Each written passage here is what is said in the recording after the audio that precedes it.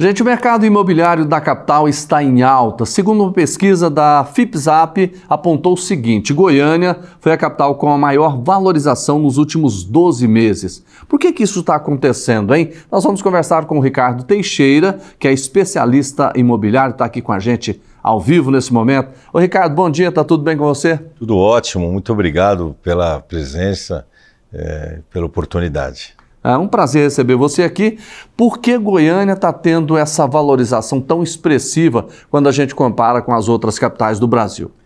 Sempre, quando a gente fala de mercado imobiliário, é sempre importante entender as premissas que sustentam esse mercado, né? Então, Goiás, tem um crescimento populacional quase que o dobro da média nacional, então isso é demanda para o mercado imobiliário. O Brasil vive o bônus demográfico, né? Ou seja, a população economicamente ativa é superior à de idosos e de crianças, isso é demanda para o mercado imobiliário. E o mais importante é que a nossa capital tem 90 anos, então você tem aí, tem praticamente tudo ainda por se fazer. Quando você fala em mercado imobiliário, ele acompanha os principais equipamentos da cidade. O mercado imobiliário inicia o seu adensamento próximo a esses principais equipamentos, né? Os parques, as praças, o shopping, ou seja, aquelas regiões que já estão totalmente consolidadas. Uma capital jovem, ela começa esse processo de se consolidar com setores mais nobres.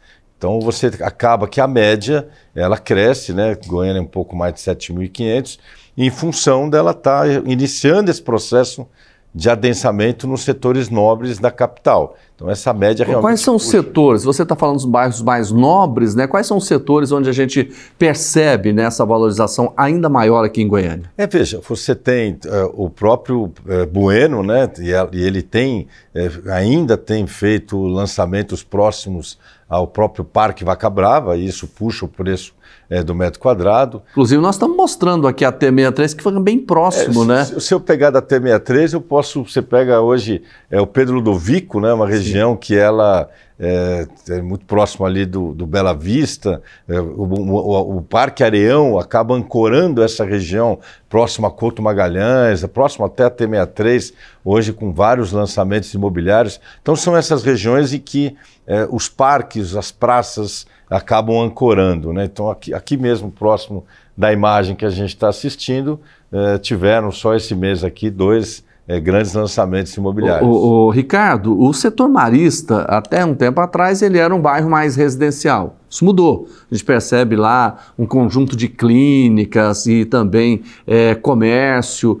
E os prédios, como é que estão os projetos nesse sentido para o marista? Eu não diria que ele mudou, né? Eu acho que o mercado imobiliário, eu sempre falo que o nosso movimenta o mercado imobiliário. Então você começa, e todo mundo quer trabalhar próximo aonde você mora, né? As pessoas buscam essa facilidade até para curtir a cidade e assim por diante. Então a hora que você... Evitar o trânsito também, né? Tudo, né? Goiânia cada vez mais próximo da realidade de grandes metrópoles. Então o que aconteceu com o marista? Você inicia o processo... Eu até vou te interromper, nós estamos vendo um empreendimento, a gente acabou de ver ali também, na Praça do Ratinho. Na Praça do Ratinho. Isso. Você tem ali o WTC, né, que está sendo entregue agora, que vai ser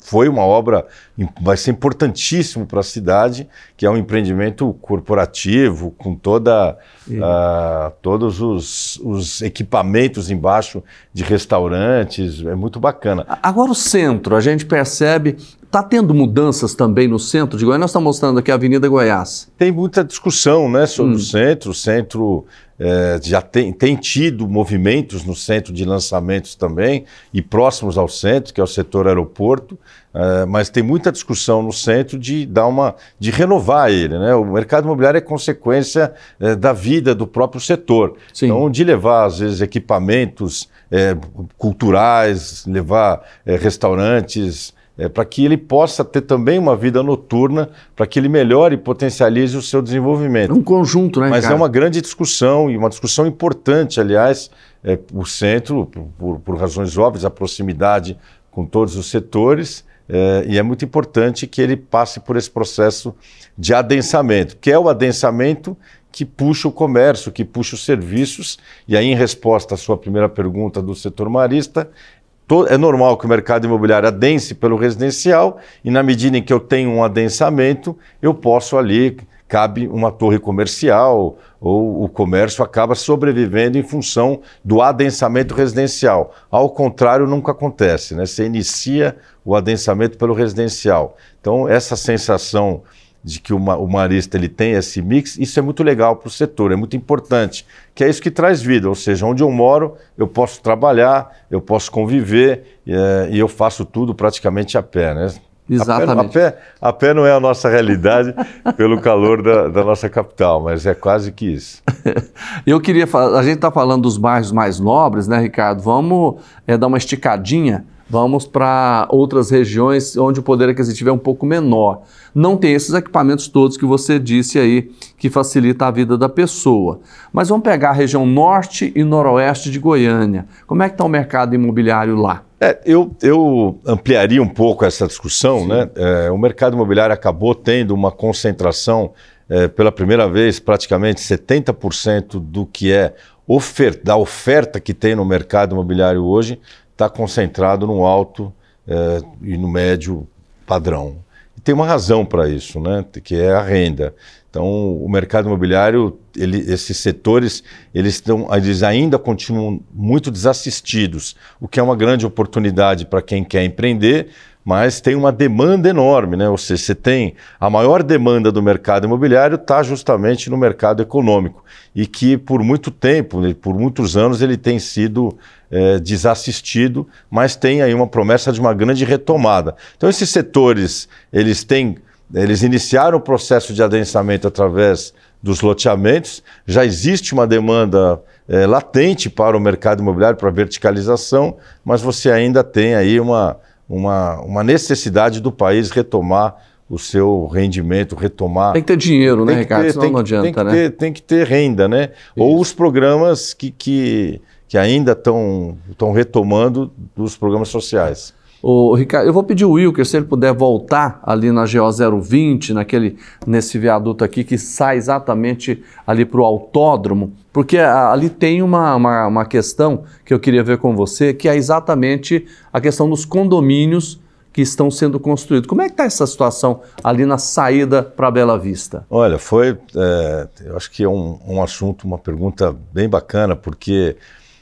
eu recebo muita gente de fora. Essa região aqui que eu estou dizendo, ali vai ter muito, né? Eu recebo muita gente de fora e Goiânia, aquela região, até por conta do Lorival Lousa, deles terem segurado aquela região e trouxeram alguns equipamentos importantes, como shopping, etc. Ali você tem, praticamente um único vetor, uma única capital onde o vetor de saída da cidade que passa pela BR, ele não ficou um setor econômico, né? Ele virou um setor de alto padrão. Então, toda essa saída acabou puxando um vetor de desenvolvimento de condomínios horizontais.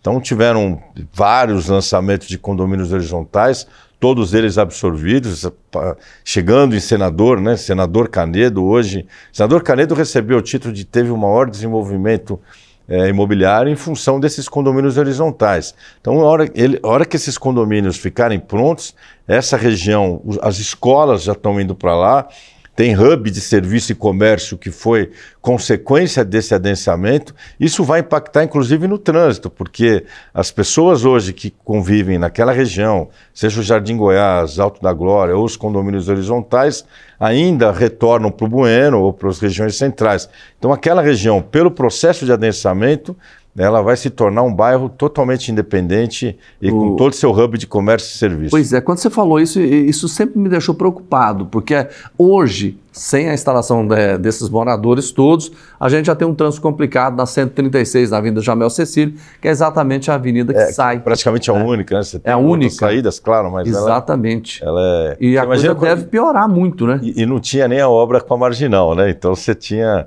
Veja, mais ou menos, porque na medida em que você tem o adensamento, como eu falei, você leva os equipamentos. Então, e você tem empreendimentos comerciais sendo lançados lá, justamente para que as pessoas que ali moram possam ficar lá mesmo no seu dia a dia, né? Seja no seu trabalho, ou seja no seu lazer, ou até mesmo na escola dos seus filhos. Agora, é inevitável a questão.